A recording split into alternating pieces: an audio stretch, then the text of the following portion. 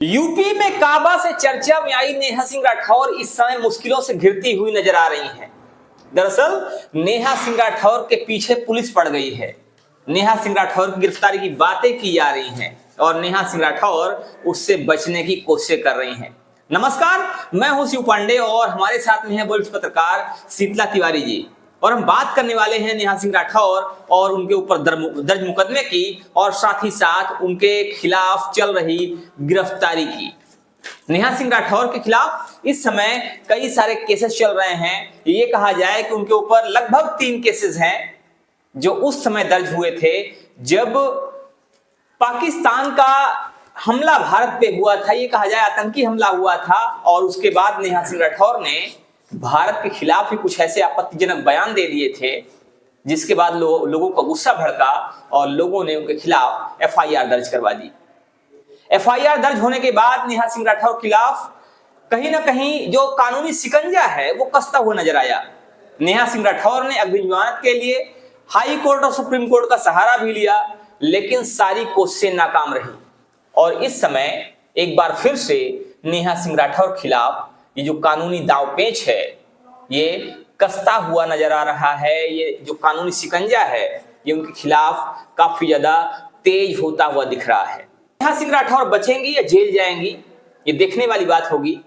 और इसी विषय पर बात करने के लिए हमारे साथ में शीतला तिवारी जी हैं जो कि वरिष्ठ पत्रकार हैं और इन सब चीजों की, इन सब मुद्दों की काफी अच्छी समझ रखते हैं। तो ये बात करते हैं शीतला तिवारी जी से और जानने की कोशिश करते हैं कि आखिर नेहा सिंह राठौर के खिलाफ जो गिरफ्तारियों की बातें चल रही हैं वो कितना सही है और ये चीजें आने वाले समय में नेहा सिंह राठौर की मुसीबत कितना बढ़ा सकती हैं।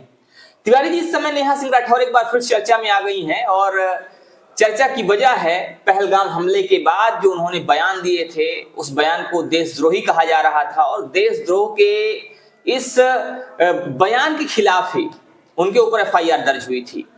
क्या कहना है आपका कि जो बातें समय की जा रही हैं, गिरफ्तारी की जो बातें की जा रही हैं, ये कहां तक सच हैं और आने वाले समय में नेहा सिंह राठौर की मुसीबतें कितना बढ़ सकती हैं?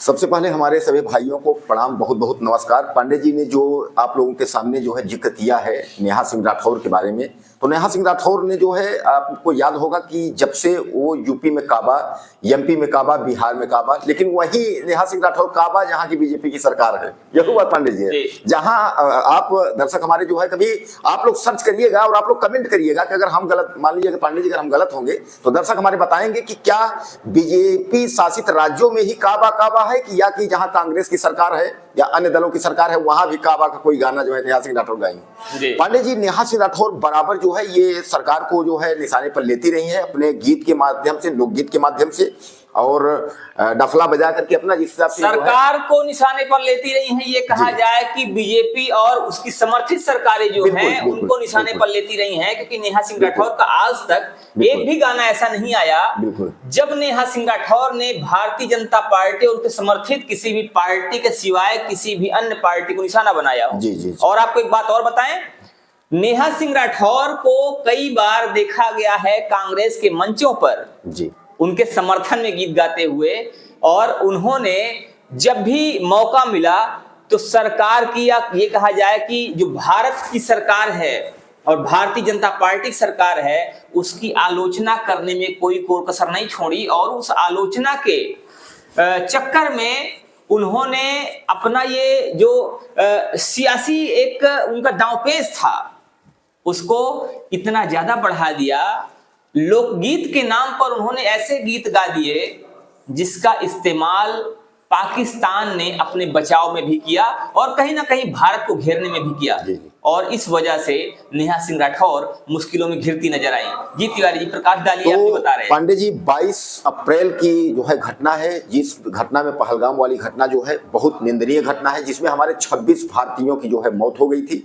और 22 अप्रैल की घटना के बाद जैसे यह इतना दर्दनाक जो मौतें हुई है उसके बाद जो है इन्होंने अपने यक्स पर जो ट्विटर हैंडल है उस पर इन्होंने जो है निशाना साधा। निशाना का मतलब यह है कि 22 तारीख के बाद पीएम मोदी जो है वो बिहार में रैली करते हैं और बिहार से से वह जो है पाकिस्तान को चेतावनी देते हैं। जब अपने जो है पुलिस को जो है सेना को छूट दिए है इस तरीके वो कहते हैं, उस पर नेहा सिंह राठौर जो है तमाम जो है खिल्ली लेती हैं और तमाम जो है वह अपने यक्स हैंडल पर लगातार पोस्ट करने लगती हैं और तमाम गानों के माध्यम से उल्टा सीधा हुआ बहुत सारा पोस्ट किए, जिसका जब भी आपने जो जिक्र किया कि उसका इस्तेमाल पाकिस्तान ने भी किया, जिससे हमारे जो है देश को कहीं ना कहीं जो है शर्मिंदगी झेलनी पड़ी। और इस पर नेहा सिंह के ऊपर जो है एफआईआर जो दर्ज हुआ है पांडे जी वो 27 अप्रैल को, यानी 22 तारीख को ये हमारे नौजवान जो जवान हमारे लोग हैं, मतलब भारतीय लोग हैं जो मारे गए थे 22 तारीख को। अब 22 के 5 दिन बाद यानी 27 तारीख को इनके ऊपर जो है एफआईआर दर्ज हुआ था। ये कवि हैं पांडे जी जिनका नाम अभय सिंह है, अभय सिंह निर्भीक जी, अभय प्रताप सिंह इनका नाम है निर्भीक।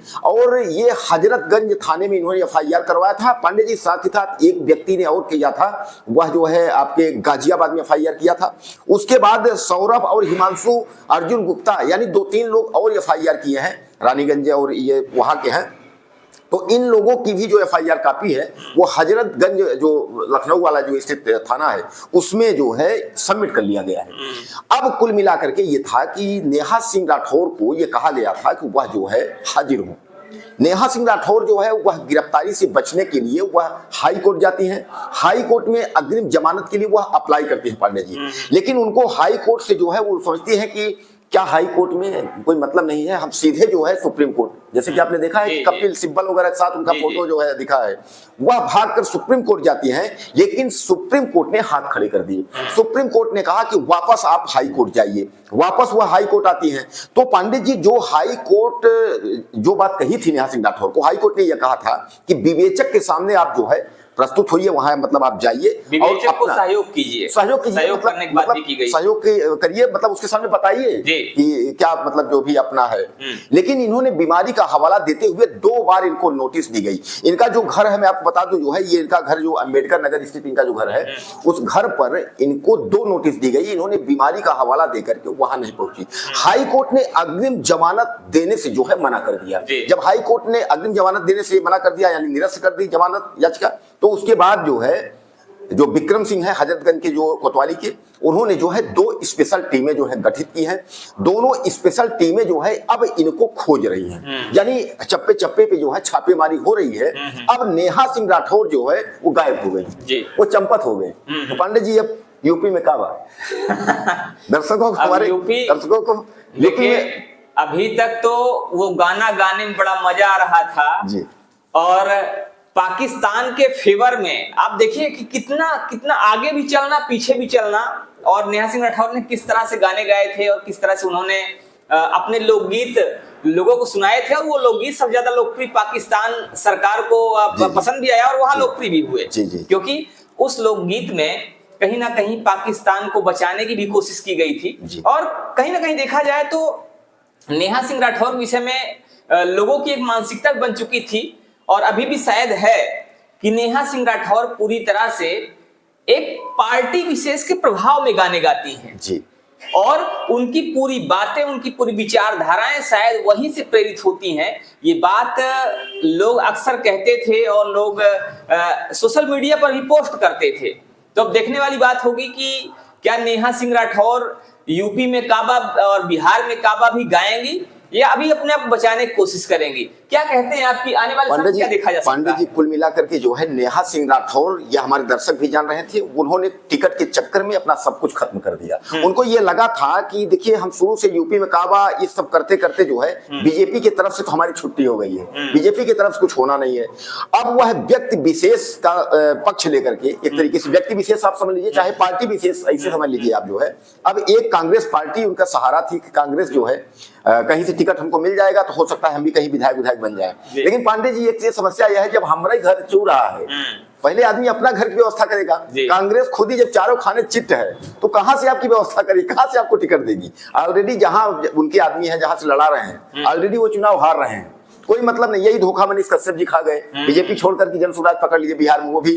अब वही आप देखिए कि एक जो है नेहा सिंह राठौर से कम उम्र की गायिका मैथिली ठाकुर 25 साल की, और बताइए कि वह एक विधायिका हो गई।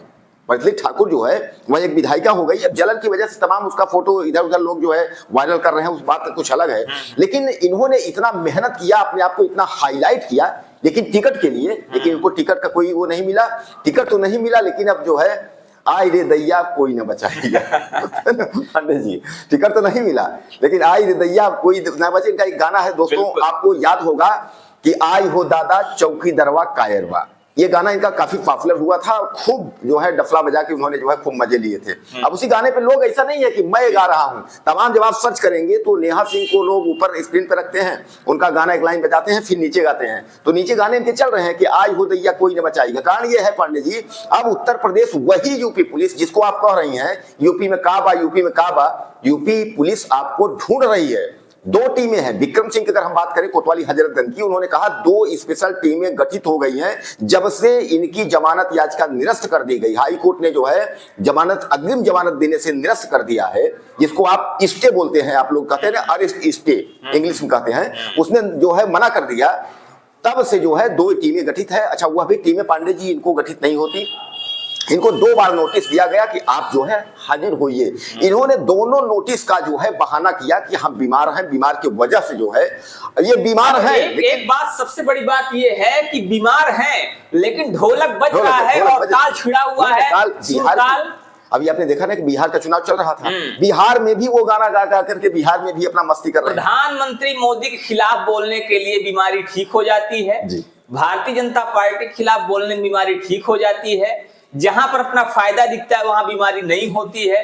लेकिन जब कोई भी नोटिस आता है तो वहां पर बीमारी बहुत जोर पकड़ लेती है, बीमारी घेर लेती है, और शायद इस बात को हजरतगंज पुलिस भी समझ चुकी है। बिल्कुल समझ रही है पांडे जी। सबसे बड़ी बात यह है कि जो नेहा सिंह राठौर की इसमें धारा है देशद्रोह और तमाम जो गंभीर धाराएं हैं, अगर इन धाराओं का अगर जिक्र किया जाएगा, अगर आप देखेंगे तो गंभीर, अगर नेहा सिंह राठौर अगर गिरफ्तार होती हैं, पकड़ी जाती हैं, तो आप समझ लीजिए कि उनको जो है बहुत मुश्किल में पड़ जाएंगे। पांडे जी क्या लगता है आपको कि अगर नेहा सिंह राठौर के ऊपर ये जो धाराएं लगी हुई हैं, ये धाराएं सिद्ध होती हैं, तो क्या सजा हो सकती है? सजा क्या हो सकती है? आप एक चीज मैं आपको बता दूं कि जो कानून इस समय है, कानून इस समय काफी वो है, और एनएसए मतलब जो है राष्ट्रद्रोह की धारा है।